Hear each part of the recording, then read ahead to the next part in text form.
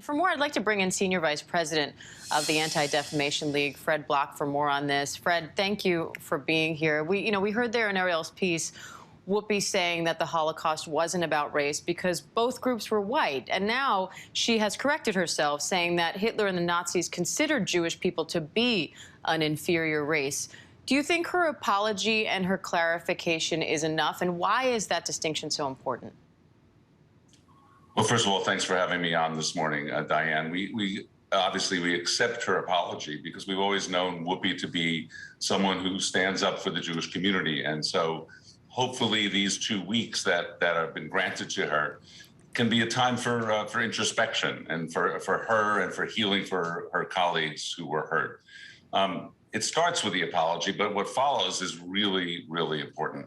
And I hope she will reach out to colleagues. I hope she'll take some time, and ADL stands ready to help with that, to learn as much as she can do. There's much she can do. And at ADL, we actually see a lot of this. And in the end, there can be some really incredible learning and good that comes of it. And we hope that will be the situation here. I mean, we have to actually re-emphasize that when you can't talk about the Holocaust without talking about race. The Nazis considered the Germans the master race and claimed that all other non-Aryans were inferior. And this is a trope that sadly we still hear echoed by white supremacists in the US today.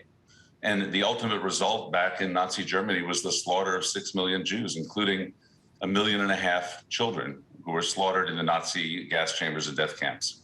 So the other thing that's important to note here is that while it starts with the Jews, as the famous Holocaust scholar Deborah Lipstadt, now up for nomination for the special envoy on anti-Semitism, says it starts with the Jews but doesn't end with the Jews. Ultimately, other races, religions such as Roma, LGBTQ individuals, communists, mentally ill Catholics, all were caught up in the Nazi death machine. So, Holocaust distortion is real and dangerous.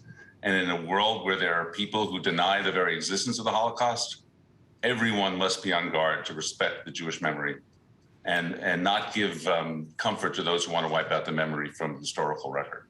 Now, this has sparked a conversation about the definition of race and how we view it here in the U.S. We heard Whoopi there with Colbert originally trying to defend her point, saying that to her, race is about skin color. And because these two groups had the same skin color, you couldn't immediately distinguish the oppressor from the oppressed. So how do you describe what race means in this context and why that's so important to this conversation?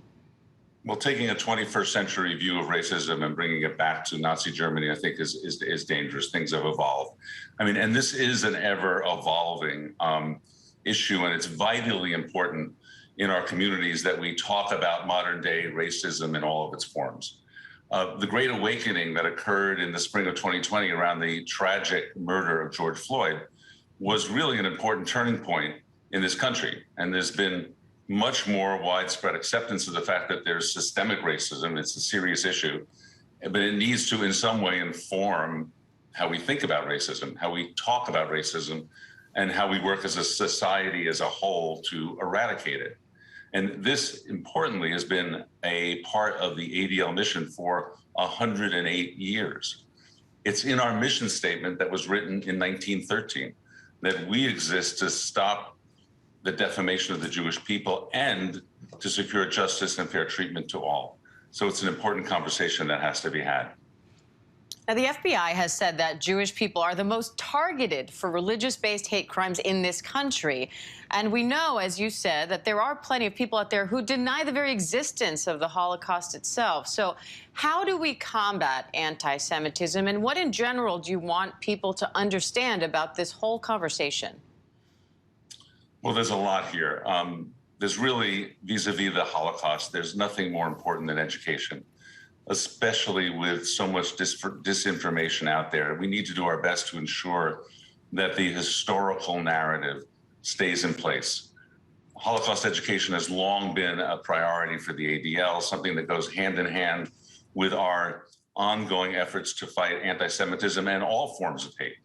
We conducted our first Global 100 survey of anti-Semitic attitudes back in 2014, 100 countries surveyed. And it found that only 54% of the people polled had heard of the Holocaust. And of those, 32% believe the Holocaust accounts were greatly exaggerated. That's a troubling statistic. And but a September 2020 survey by Echoes and Reflections, which is a education partnership with ADL, the USC Shoah Foundation, and Yad Vashem, found that 8 of 10 US college students have received at least some Holocaust education during high school, with 55% having watched either an in-person or a video survivor. Hi, everyone. George Stephanopoulos here. Thanks for checking out the ABC News YouTube channel. If you'd like to get more videos, show highlights, and watch live event coverage, click on the right over here to subscribe to our channel. And don't forget to download the ABC News app for breaking news alerts. Thanks for watching.